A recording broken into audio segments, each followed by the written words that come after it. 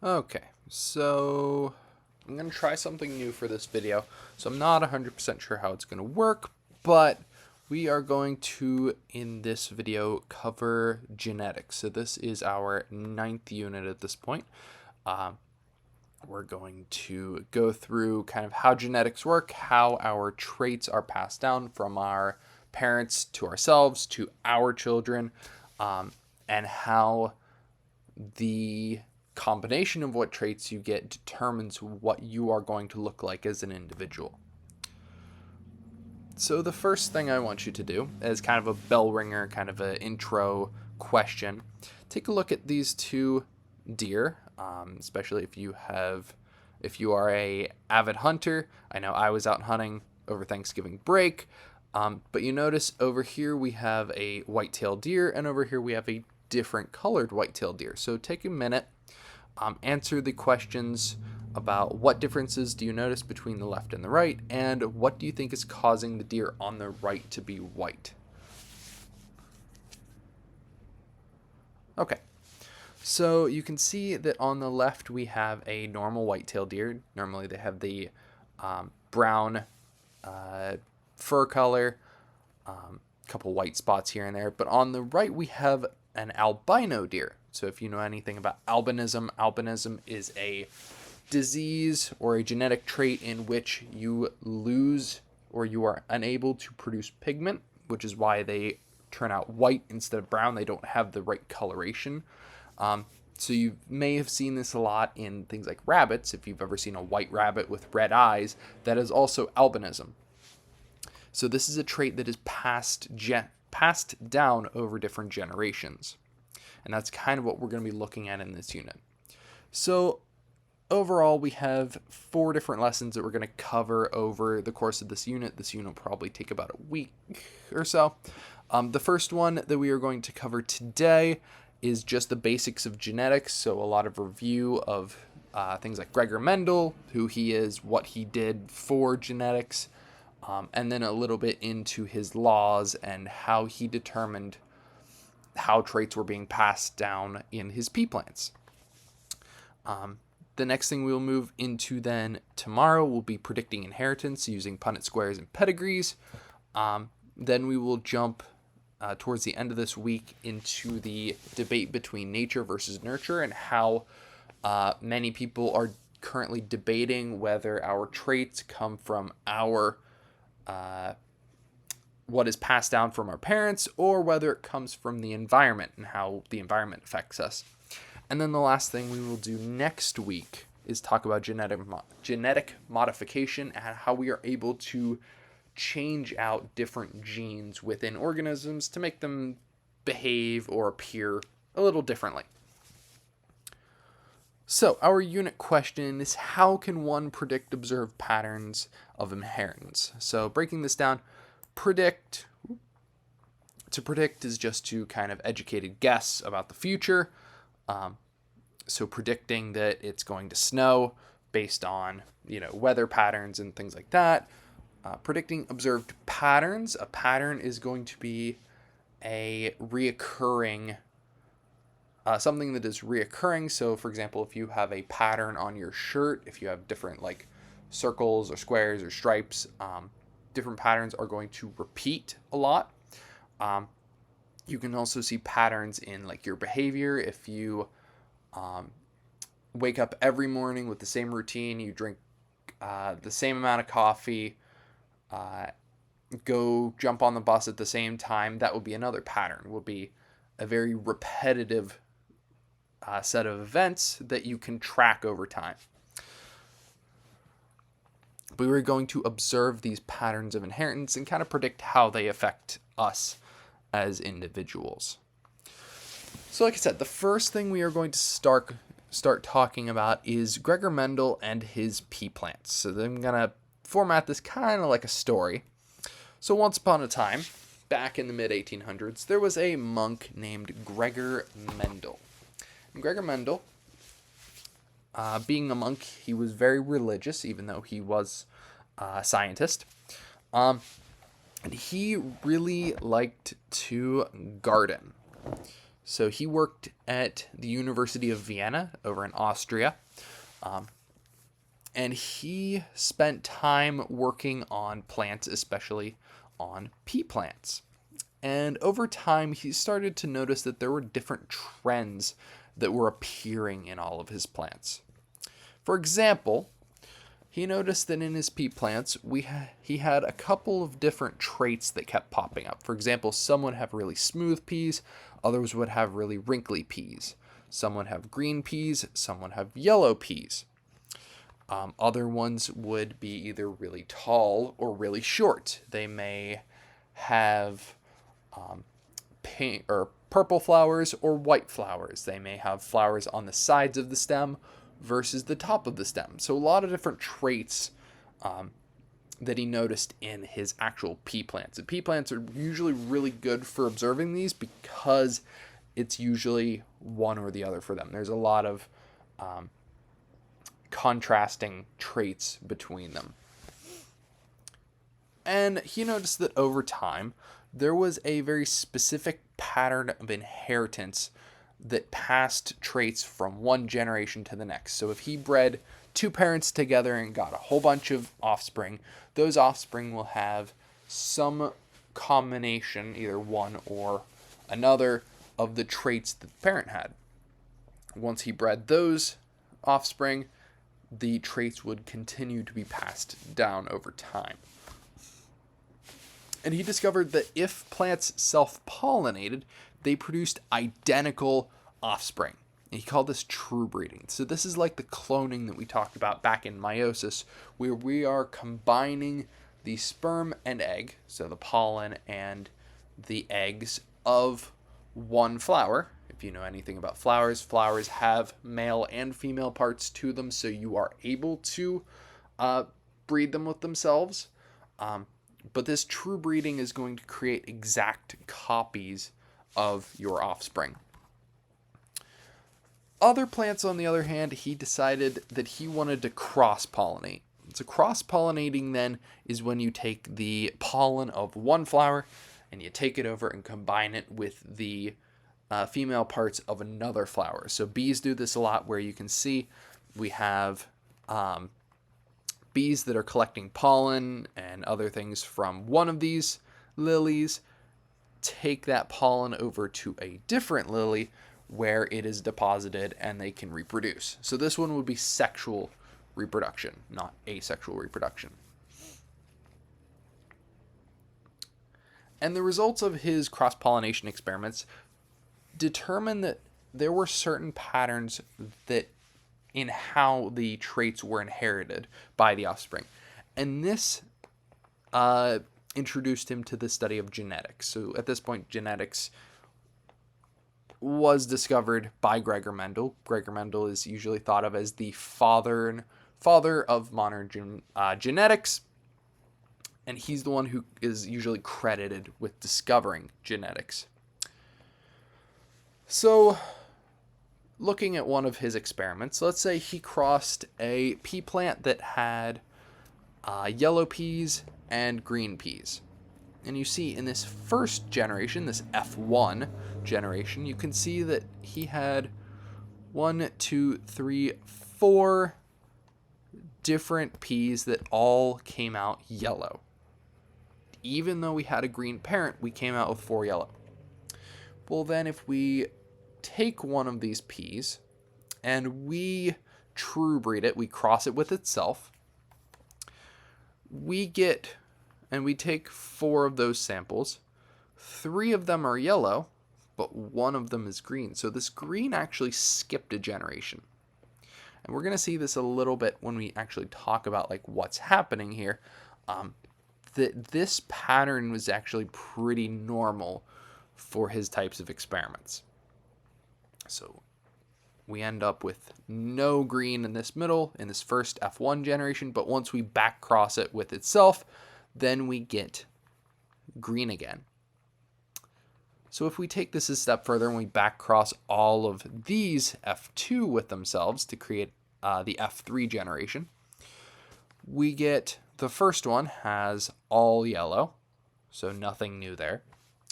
This second yellow has another 3-to-1 ratio, so 3 yellows to 1 green. The third one has 3-to-1, and this green one you see has all green. So take a minute.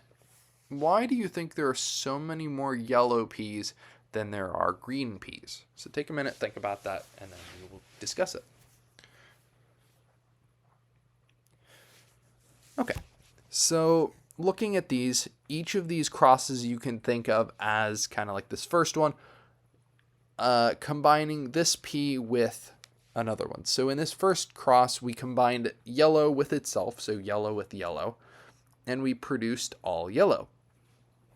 In the second and third ones, though, we combined yellow with yellow, kind of like we did up here, but we got 3 yellows and 1 green. So that's a bit weird compared to what we saw up here. And in this fourth one, you see that it's green, so green plus green is going to give us all green offspring. So there's something in there that's causing these two to somehow still have that green trait even though they show up as yellow. And this is what Gregor Mendel figured out. So he decided that biological inheritance is determined by factors that are passed on from one generation to the next, and we call these genes. So not genes like the jeans you're probably wearing, but genes as in these sections of DNA. At the time, he didn't quite realize that it was DNA, but these sections of DNA that code for different factors that are able to be passed on. And these genes have different forms. We call those forms alleles. We have 2 different types of alleles. So we have dominant and recessive. Dominant alleles are represented by capital letters, and they are going to be the ones that usually stand out the most. So comparing that to recessive is usually represented by a lowercase. Recessive, if you think of a recessed something or another, if something is recessed, it's usually hidden. It's usually put in like the back or in hiding. So what happens is the dominant traits usually express themselves more frequently than a recessive trait. And we'll see this a little bit further when we actually talk about Mendel's laws. So Mendel had 3 laws. He had the law of dominance, the law of segregation, and the law of independent assortment. And his first law, the law of dominance, said that if we were to cross 2 parents that are pure for contrasting traits, meaning that one is perfectly one trait and one is perfectly the other trait, only one of those or one form of that trait is going to appear in the next generation. All of these offspring then are going to be hybrid with one trait from mom and one trait from dad. And they are going to only show the dominant trait. So the way I like to think of this is with bullying. So bullies usually want a lot of attention. They want to be big and strong, so they push people out of the way so they can get all of the attention. Same thing happens with dominant traits. Dominant traits are going to push all of the other traits out of the way so that they are the one that is always going to be expressed. So you see, even though there is a big Y, little y over here, meaning that it has a recessive trait, the yellow dominant trait is going to be the one, or the dominant allele is going to be the one that's always going to be expressed. The little y from the green, it's only going to be able to be expressed if we have 2 little y's. And you can see this in the different types of combinations we have. So we have homozygous dominant. Homo we've seen previously. Homo means same, so homolog chromosomes had that prefix homo. That means that the chromosomes looked the same. They have the same centromere location. They have the same size, all of that. So chromosome 1 looks like chromosome 1. Chromosome 2 looks like chromosome 2, all of that. So homozygous dominant means that we have 2 traits, both of which are dominant. They share the same trait. So in this case, dominant, we say, was capital letters, so it's going to be big Y, big Y. On the other hand, we have homozygous recessive, means that both traits are going to be recessive, so little y, little y. And this one's going to show as green. So homozygous dominant shows as yellow. Homozygous recessive shows as green. And if we combine them, we get a heterozygous offspring. So heterozygous, hetero, we said heterotrophs back in bioenergetics. Heterotrophs are organisms that have to get their energy from other sources. They have to eat other things to get their energy. So heterozygous just means that we have one of each trait. We have a dominant and a recessive, and based on our law of dominance, the dominant trait is always going to be the one that's expressed. So all three of these, the homozygous dominant, homozygous recessive, and heterozygous, are all forms of genotypes. Genotypes are the genetic makeup of an organism, whether you have a big A or a little a, whether you have a big R, or little r, these are going to be the inherited alleles. Obviously, you get one from mom and one from dad. So we have already kind of seen this when we talk about haploid versus diploid. Haploid means you only have one copy of each chromosome. Diploid means you have two. So when we combine sperm and egg, you get one allele from mom and one allele from dad, and that determines what genotype you're going to have. Those genotypes are then expressed in our bodies and things as phenotypes. So phenotypes, the way I remember that, pheno is like physical. So these are your physical characteristics. So for example, if we use the P's again, if we said that big R coded for a yellow pea and little r coded for a green pea. So the genotype would be the different alleles that you get. The phenotypes are going to be the expression of those alleles. The next law that we are going to talk about is the law of segregation. And we've already talked about this in mitosis and meiosis. The law of segregation just states that each chromosome, whenever they separate into their individual gametes, whether we're making sperm or we're making egg, they're always going to migrate to an opposite pole so that each gamete is only going to get one copy of each chromosome. So each copy gets one allele. So let's say you have a trait that is homozygous dominant. So whenever you make sperm, all of them are going to have that big A. If you were heterozygous though, one set of sperm or half of your sperm is going to get a dominant A. The other half is going to get a recessive A. And you only get to trade one of those traits to each sperm or each egg. If you were to trade both of them, then you get things like non-disjunction and the different chromosomal diseases we talked about during meiosis, which is typically not good for you.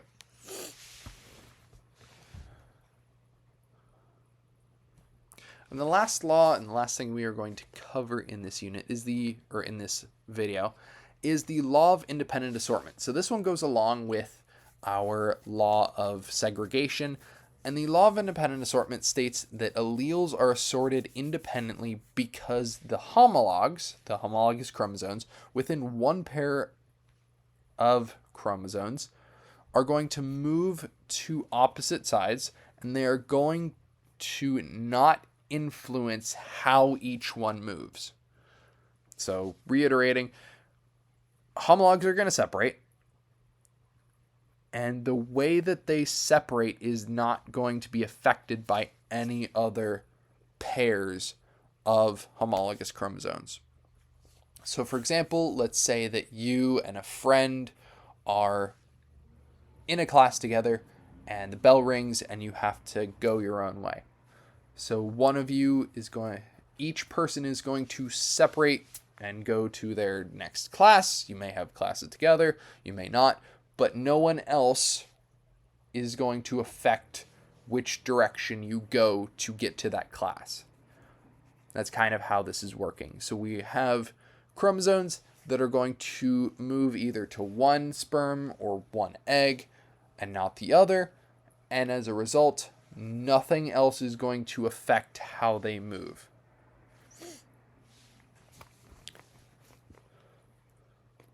So, overall, we have talked about Gregor Mendel. He was a monk from the Czech Republic, worked in Austria on a University of Vienna, and he worked with pea plants to determine that each trait that they had was passed down over the generations. So different pea shape, different pea size, pea color, flower color, all of those were passed down from parent to offspring. So they were inherited from parent to offspring. Those traits were easily predictable and could be followed over the course of different generations. Those traits we later determined were the actual genes, and there were two forms of each gene, those being the alleles. We had the dominant allele and the recessive allele. Each allele is going to behave differently. Dominant is much more expressive, while recessive is much more hidden and is only going to be expressed when we have a homozygous recessive pair, so two recessive alleles. If we have a heterozygous or a homozygous dominant case, we are always going to show that dominant trait. We also talked about the law of segregation, which talked about the chromosomes and how each gamete gets one copy of each allele. And we talked about the law of independent assortment and kind of how chromosomes are independently separated so that we don't get any mixing and matching, and we can get as much diversity as possible. So that's where we're going to end it today. If you have any questions, feel free to email me. I am happy to answer any questions that you may have.